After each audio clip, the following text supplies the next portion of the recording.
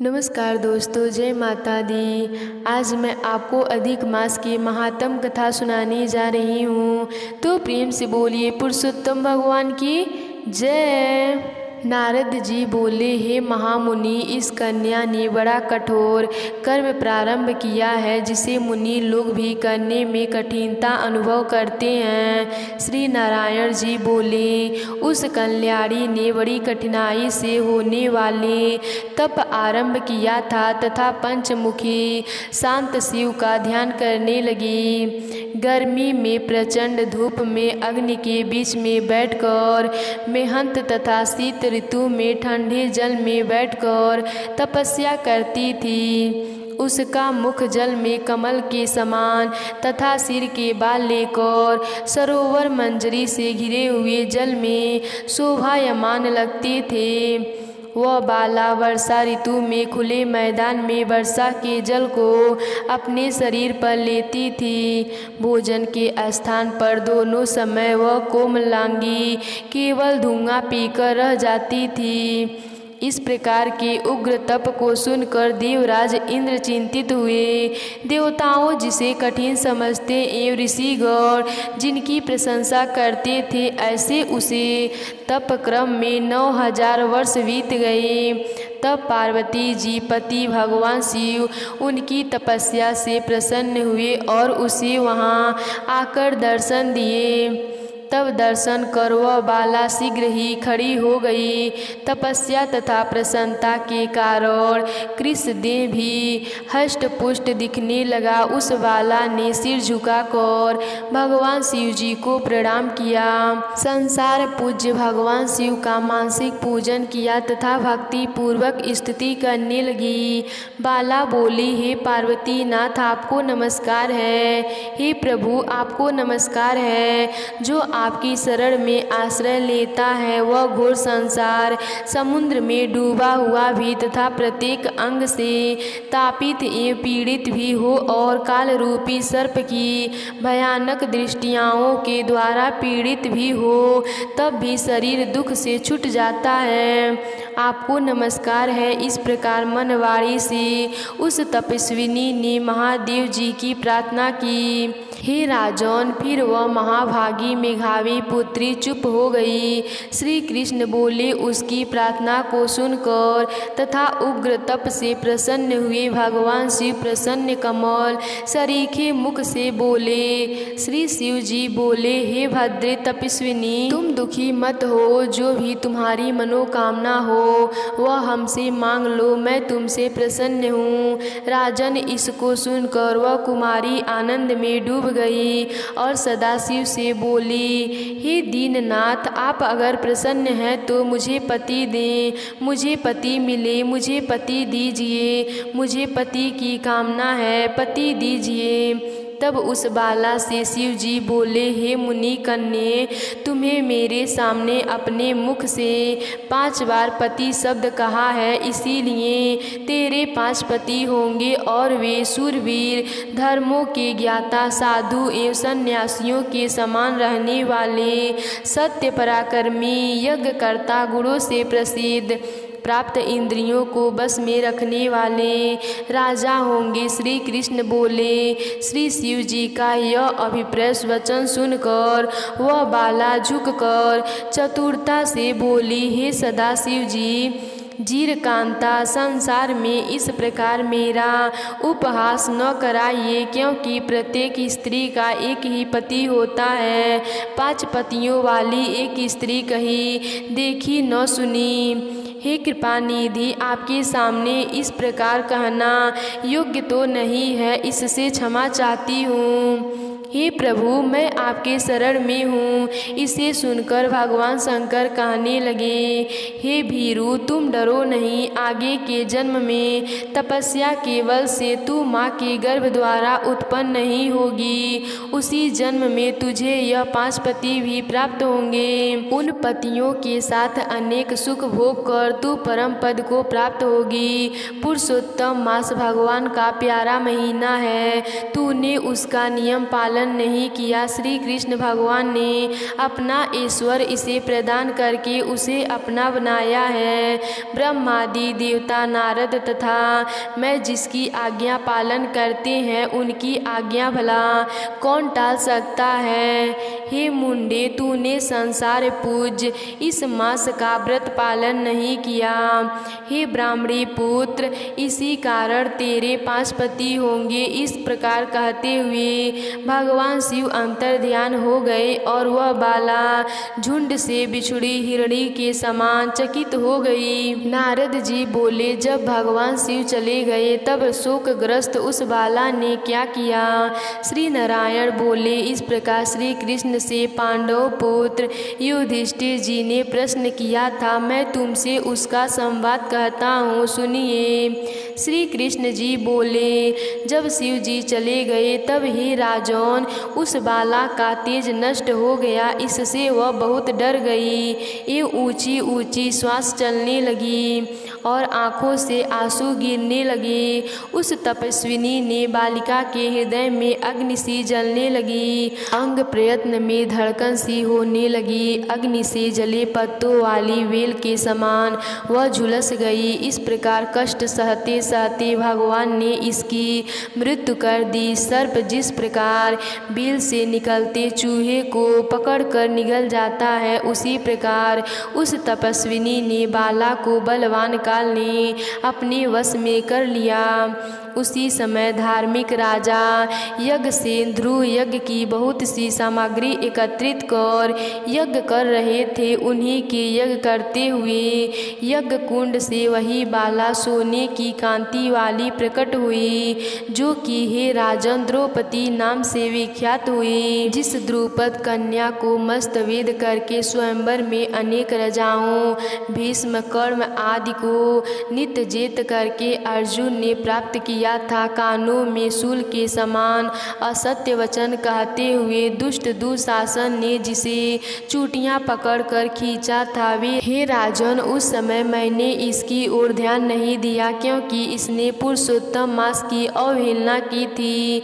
किंतु जब प्रेम से मुझे बार बार पुकारा, हे गोविंद, हे गोपी जन को आनंद देने वाले, हे दीनबंधु दया के समुद्र, मैं इस दुष्ट दुशासन के हाथ में पकड़ गई। हे प्रभु, क्या आपको यह नहीं मालूम। श्री कृष्ण बोले, इस प्रकार कष्ट में पड़कर द्रौपदी ने मेरी शरण ली।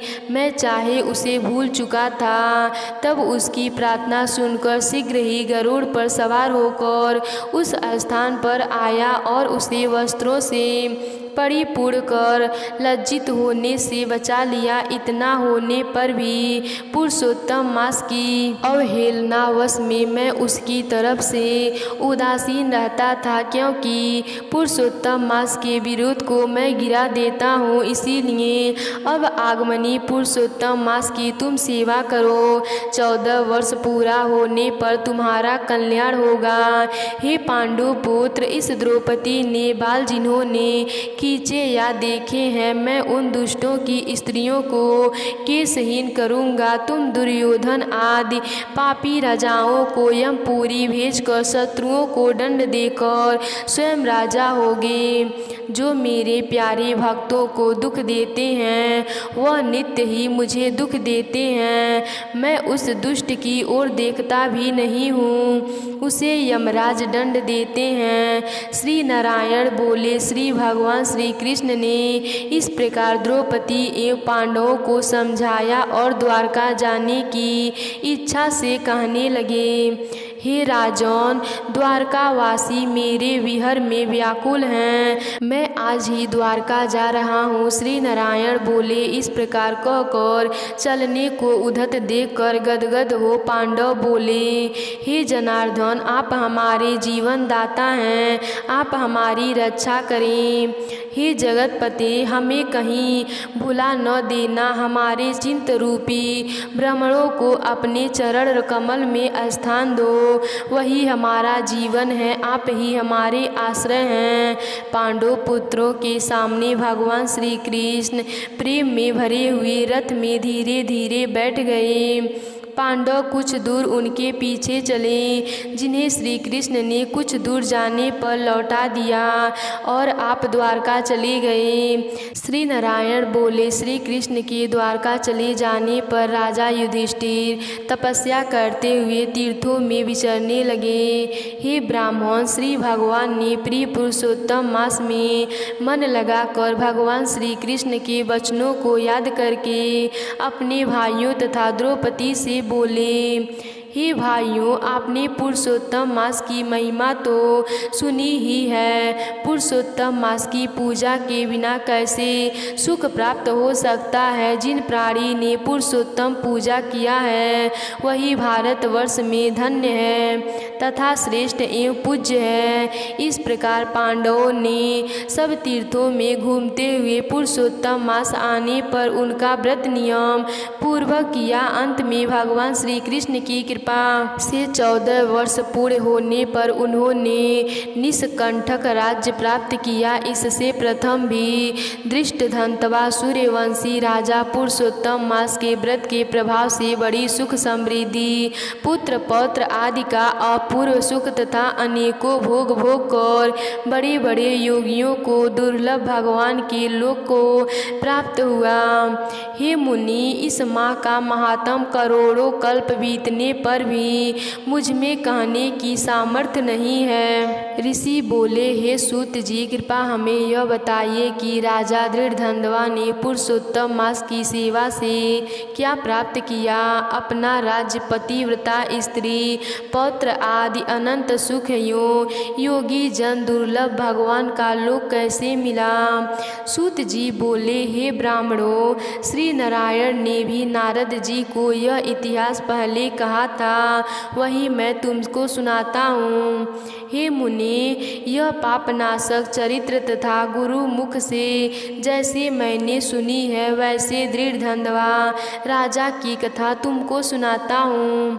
श्री नारायण बोले, हे नारद, राजा धृष्टद्युम्न की गंगा समान पवित्र पुरानी कथा तुम सुनो। चित्रधर्मा राजा के बड़े तेजस्वी सत्यवादी सर्वगुण संपन्न पुत्र राजा धृष्टद्युम्न हुए। उन्होंने चारों वेद बड़ी प्रसन्नता एवं चतुरता के साथ पढ़े। जिस प्रकार भूली बात दोहराने पर याद हो जाती है, इस प्रकार गुरु जी से एक बार सुनने मात्र से आपने याद कर लिए। विद्यायन करने के उपरांत गुरु जी को दक्षिणा देकर आज्ञा प्राप्त कर अपने पिता के नगर में आए। नगर निवासी को आनंदित करते हुए अपने महल में पहुंचकर पिताजी को प्रसन्न किया।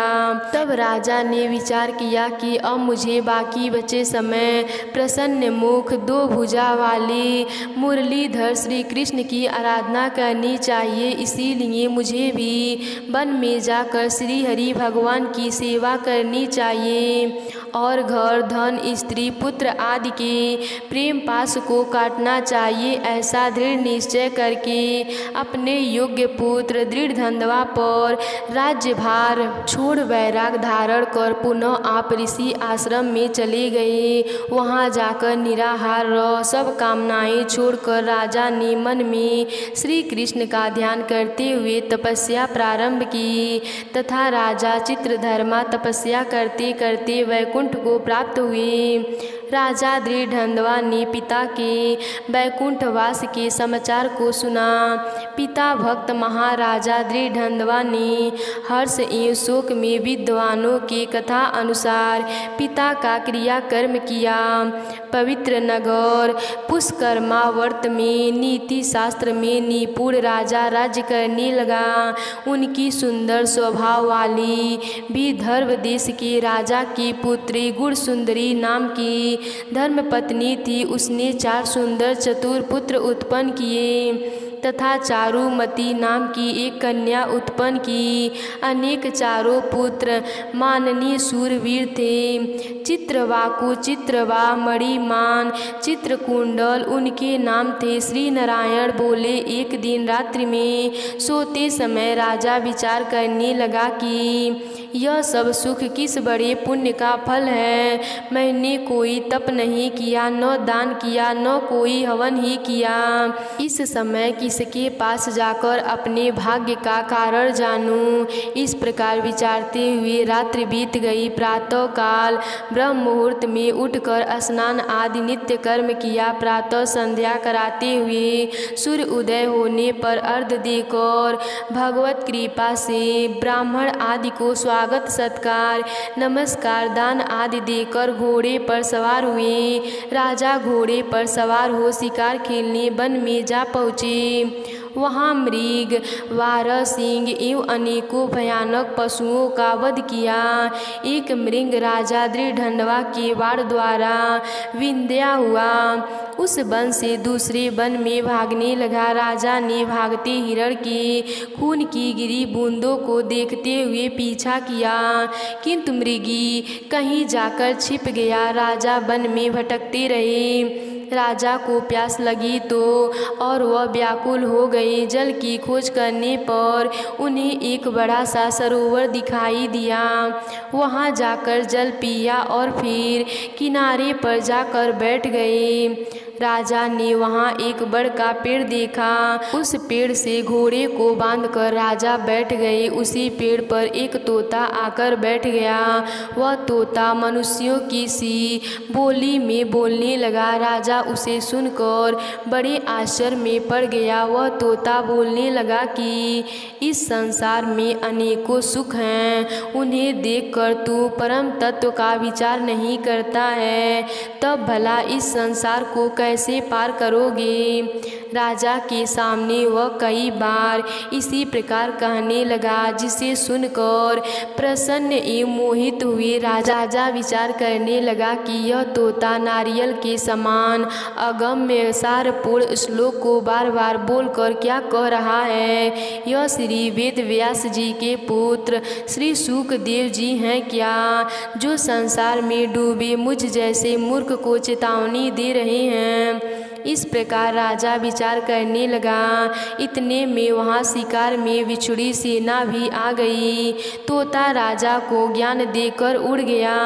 राजा भी तोते के वचन को याद करते हुए अपने नगर में आ गए। चिंता में डूबे राजा ने खाना पीना बोलना सोना सब छोड़ दिया। तब राजा के पास एकांत में आकर रानी ने पूछा। गुड़ सुंदरी बोली, हे राजन, आप इस प्रकार की उदासी कहाँ से ले आए हैं। उठिए बातचीत कीजिए, सुख भोगिए। रानी के बार बार अनुनय करने पर भी राजा ने कोई जवाब नहीं दिया, क्योंकि राजा तो बार बार तोते के देवताओं के भी समझ में न आने वाली सार गर्भित वचन याद करते थे। रानी ने राजा की यह दशा देखकर लंबी श्वास छोड़ी और बड़ी दुखी हुई, किंतु सोचने पर भी पति की चिंता का कारण न समझ सकी। राजा को भी इस प्रकार सोचते हुए बहुत सा समय बीत गया तथा इस दशा में उभरने का कोई मार्ग नहीं दिखा। नारद जी बोले, हे मुनि, चिंता में ग्रसित राजा दृढ़ंडवा की कथा सुनाइए। अधिक मास की महात्म कथा यहीं पर समाप्त हुई। अगली कथा सुनेंगे दूसरे दिन। तो प्रेम से बोलिए पुरुषोत्तम भगवान की जय, श्री कृष्ण भगवान जी की जय।